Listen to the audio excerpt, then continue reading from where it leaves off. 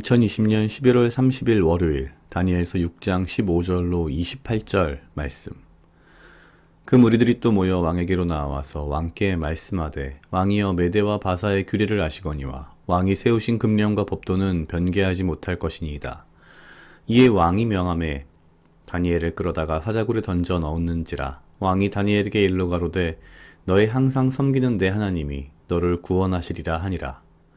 이에 돌을 굴려다가 굴 아구를 막음에 왕이 어인과 귀인들의 인을 쳐서 봉하였으니 이는 다니엘을 처치한 것을 변개함이 없게 하려 함이었더라. 왕이 궁에 돌아가서는 밤이 맞도록 금식하고 그 앞에서 기약을 그치고 침수를 패하니라. 이튿날 왕이 새벽에 일어나서 급히 사자굴로 가서 다니엘의 든 굴에 가까이 이르러는 슬피 소리질러 다니엘에게 물어 가로되 사시는 하나님의 종 다니엘아, 너의 항상 섬기는 내 하나님이 사자에게서 너를 구원하시기에 능하셨느냐? 다니엘이 왕에게 고하되 왕이여 원컨대 왕은 만세수를 하옵소서. 나의 하나님이 이미 그 천사들을 보내어 사자들의 입을 봉하셨으므로 사자들이 나를 상해치 아니하였사오니 이는 나의 무죄함이 그 앞에 명백함이오며 또 왕이여 나는 왕의 앞에도 해를 끼치지 아니하였나이다. 왕이 심히 기뻐서 명하여 다니엘을 굴에서 올리라 하매 그들이 다니엘을 굴에서 올린즉 그 몸이 조금도 상하지 아니하였으니 이는 그가 자기 하나님을 의뢰함이었더라. 왕이 명을 내려 다니엘을 참소한 사람들을 끌어오게 하고 그들을 그 처자들과 함께 사자굴에 던져 넣게 하였더니 그들이 굴 밑에 닿기 전에 사자가 곧 그들을 움켜서 그 뼈까지도 부서뜨렸더라. 이에 다리오 왕이 온 땅에 있는 모든 백성과 나라들과 각 방언하는 자들에게 조서를 내려 가로되 원컨대 많은 평강이 너희에게 있을지어다. 내가 이제 조서를 내리노라. 내 나라 관할 아래에 있는 사람들은 다 다니엘의 하나님 앞에 떨며 두려워할지니 그 사시는 하나님이시요 영원히 변치 않으실 자시며 그 나라는 망하지 아니할 것이요 그 권세는 무궁할 것이며 그는 구원도 하시며 건져내기도 하시며 하늘에서든지 땅에서든지 이적과 기사를 행하시는 자로서 다니엘을 구원하여 사자의 입에서 벗어나게 하셨음이니라 하였더라. 이 다니엘이 다리오 왕의 시대와 바사사람 고레스 왕의 시대에 형통하였더라. 아멘. 앞서 다니엘서 5장 마지막 부분에서 봤던 바벨론의 벨사살 왕은 그 일이 있은 후에 바로 그날 사실은 죽었습니다. 그러면서 바벨론이라고 하는 대제국은 거기서 끝이 났습니다. 그리고 나서 바로 다니엘서 6장에 들어오면 이 다리오 왕의 시대가 시작되었다고 되어 있습니다. 사실 그 당시 고대 근동 역사를 들여다보면은요, 바벨론을 무너뜨린 것은 실제로는 그러니까 페르시아라고 사실은 보면 되겠죠. 페르시아의 키루스 고레스 왕입니다. 그런데 페르시아 바사의 이 키루스 고레스 왕이 혼자서 한 건 아니고요. 메디아라고 하는 나라의 이 다리오와 함께 사실은 바벨론을 무너뜨립니다. 이 둘은 실제로는 같은 민족이면서 인척관계 정도라고 보면 됩니다. 서로가 이제 숙부와 조카이면서 이제 이 이후에 장인과 사위가 되는 그런 관계입니다. 사실상 바사의 고레스, 페르시아의 키루스가 바벨론을 무너뜨렸지만 초기에 메대 사람들의 환심을 얻기 위해서 숙부이자 장인인 이 메대의 다리오를 왕으로 잠시 앉힙니다. 나이가 워낙 당시에 많았고요. 당시 기준으로 62세면 굉장히 나이가 많은 편이었고요. 실제로 대략 2년 정도 왕위에 있었다고 알려져 있습니다. 어찌됐건 간에 이러한 관계를 통해서 이제 그 새로운 나라가 등장을 합니다. 메대와 바사. 사실은 페르시아, 바사국이라고 보는 게 맞겠죠. 초기에는 다리오 왕의 시대인데 이 다리오 왕의 시대에도 역시 다니엘은 중용이 됩니다. 이 다리오 왕은 메대국 전체를 120개 정도의 나라로 분할하여 각각의 그 수령을 두고 나서 이 120명의 수령들이 3명의 실제로 총독에게 보고하는 시스템을 만들었습니다. 그리고 그 중에서도 그 세 명 중에 한 명이 다니엘이었고요. 그 중에서도 다니엘이 가장 뛰어나서 사실상 다니엘이 이 전체를 총괄하게 됩니다. 이것을 시기 질투한 어떻게 보면 정치적인 정적들이 다니엘을 위험에 빠뜨리고자 여러 가지 흠을 찾습니다. 그런데 그 어떠한 틈도 찾아내지 못합니다. 그러자 그들은 결국 다니엘이 믿는 하나님 그리고 그 율법을 이용하지 않으면 안 된다라는 판단을 하고 다니엘 없이 회의를 한 후에 다리오 왕에게 가서 모두가 이 합의한 것이다 라고 하면서 다리오 왕 이외에는 그 누구에게도 어떠한 신에게도 절하거나 예배할 수 없게 하는 칙령을 반포하게 합니다. 그리고 나서 결국 이들은 다니엘이 하나님 앞에 예배하고 기도하는 모습을 보고 왕에게 가서 그를 죽여야 한다 라고 하게 되는 거죠. 이 부분에서 이제 메대의 다리오는 굉장히 고민하게 됩니다. 사실 다니엘서 1장부터 2장, 3장, 4장, 5장까지는 느부갓네살과 벨사살 왕을 통한 그리고 바빌론의 첫 시작과 마지막 왕을 통한 인간의 어떤 교만함, 자만함의 그 결과를 보여준다면 이 1장부터 5장까지의 인간의 교만함이라고 하는 것에 정반대되는 어떤 측면을 오늘 다니엘서 6장에서 보여주고 있다는 생각을 하게 됩니다. 메데 다리오는 그 말을 듣고는 굉장히 고민을 합니다. 아마도 알고 있었던 것 같습니다. 본인이 그 조서에 왕의 직인을 찍음으로써 다니엘을 위험에 빠뜨렸고 이것이 굉장히 불법하다, 뭔가 잘못된 일이다, 혹은 불의한 일이다 라고 하는 것을 본인도 알고 있었지만 이미 왕의 직인이 찍혔기 때문에 사실은 본인도 이러지도 저러지도 못하는 아마 상황이 아니었나 라는 생각을 합니다. 그러면서 결국 어쩌지 못해서 15절에 많은 무리들의 어떤 이 참소로 인해서 16절에 가면은 다니엘을 끌어다가 사자굴을 던져 넣습니다. 그러면서 말하기를 너의 항상 섬기는 내 하나님이 너를 구원하시리라. 글쎄요, 좀 부정적으로 본다면 결국 굉장히 뭐랄까요, 비겁한 어떤 표현일 수도 있고요. 정반대로 굉장히 긍정적으로 본다면 어쩌면 다리오는 뭐 아주 확신까지는 아니었을지 몰라도 다니엘이 섬기는 하나님이 다니엘을 구원하실 수 있을 거다라는 어느 정도의 믿음이 있지 않았을까라고도 볼 수 있습니다. 그런데 사실은 이렇게 그 사자굴에 넣은 것에서 끝나는 게 아니라 인을 쳐서 봉합니다. 그리고 나서 왕궁에 들어가서는 밤이 맞도록 금식하고 기약을 그치고 침수를 패합니다.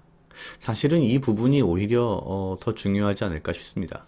다리오 왕이라고 하는 사람의 어떤 현재의 상태, 생각, 그의 입장은 사실은 앞에서 봤던 느부갓네살이나 혹은 벨사살처럼 사람의 목숨을 임의로 죽이고 살리고 하는 그런 성향이 아니었고 또한 이 벨사살이나 느부갓네살에 비해서 다리오는 하나님이 어떤 분인지 상당히 잘 알고 있었다는 거죠. 이튿날에 왕이 새벽에 일어나 급히 사자굴로 가서라고 19절에 되어 있습니다. 사실 17절에서부터 19절, 그러니까 그 굴의 그 입구를 아구를 인을 쳐서 봉하고 밤새도록 금식하고 침수를 패하고 새벽에 급히 그 굴 앞으로 갔다. 마치 어떤 느낌이 드냐면 예수님이 돌아가신 후에 그 예수님의 그 이 시신을 안치한 그 무덤에 새벽에 간 마리아와 여인들 이런 느낌도 사실은 좀 들기는 합니다. 그냥 제 생각인데요.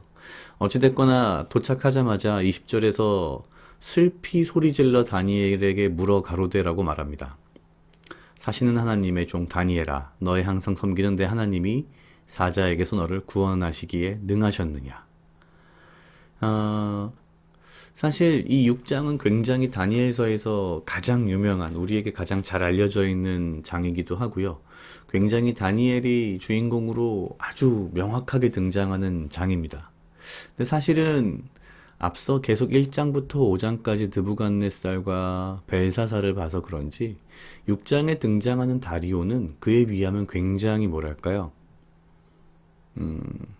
겸손하고 하나님 앞에서 두려워하며 다니엘의 이런 어떤 목숨을 굉장히 귀히 여기는 이제 그런 왕이 아닌가라는 생각이 듭니다.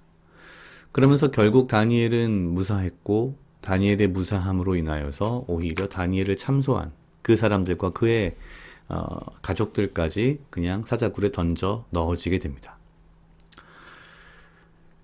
그리고 나서 25절 이후에 그 다리오가 내린 조서가 이제 등장합니다. 앞서 느부갓네살도 조서를 분명히 내렸습니다. 그러나 느부갓네살의 조서에 비해서 이 다리오의 조서는 굉장히 길고 자세하며 오히려 느부갓네살에 비해서 좀 더 신앙적인 고백에 훨씬 더 가까워진 듯한 모습을 보여줍니다. 결론적으로는 28절에서 이렇게 결론을 냅니다. 이 다니엘이 다리오 왕의 시대와 바사사람 고레스 왕의 시대에 형통하였더라.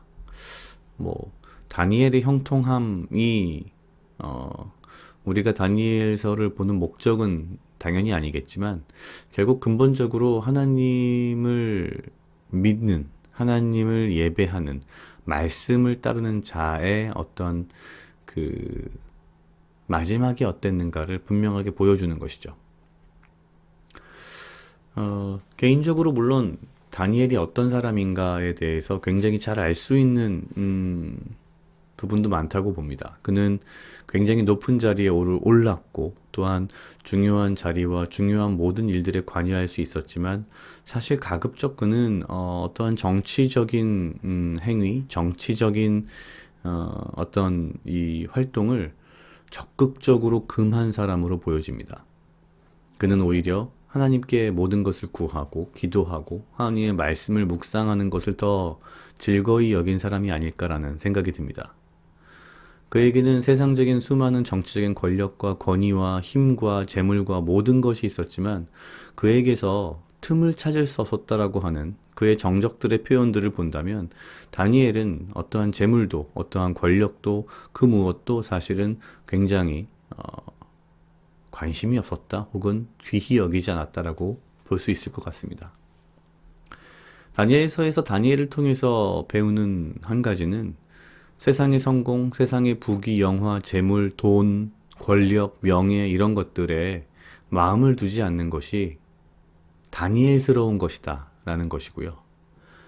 느부갓네살, 벨사살 그리고 오늘 다리오 왕을 통해서 볼 수 있는 것은 세상을 지배하고 세상적인 성공에 올라가 있고 세상적으로 무언가 이룬 그런 사람들에게서 우리가 교만함 그리고 하나님을 굉장히 자신의 야망의 도구로 삼거나 자기의 발 아래 두려고 하는 그러한 교만함은 결국 모든 것에 패망함으로 끝이 나고 적어도 하나님을 두려워하며 하나님이 어떤 분이신지 어느 정도 아는 이러한 다리오와 같은 최소한의 겸손함 이런 것들이 어쩌면 우리에게 지금 필요한 것이 아닐까.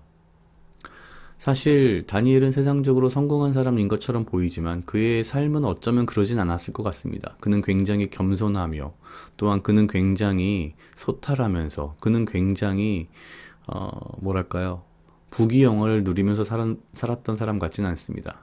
왜냐하면 다니엘이 하루에 3번 예배하는 모습, 기도하는 모습조차도 굉장히 쉽게 그의 정적들이 알 수 있었다는 것은 그가 굉장히 큰 성에, 큰 저택에, 큰 집에 깊숙한 곳에서 살았던 것이 아닌 것 같다는 생각이 들기 때문입니다. 오늘 다니엘서를 통해서 느끼는 이 다니엘과 그리고 이 다리오 왕의 모습 그런 것들을 통해서 느껴지는 것은 결국 우리 삶에서 우리가 하나님을 얼마나 주인으로 섬기며 중심에 두고 말씀을 내 가슴에 두며 하나님 앞에서 겸손한 자로 살아가는 것이 중요한가에 대한 그런 생각을 좀 해봤습니다. 각각 2분 정도 묵상하시겠습니다.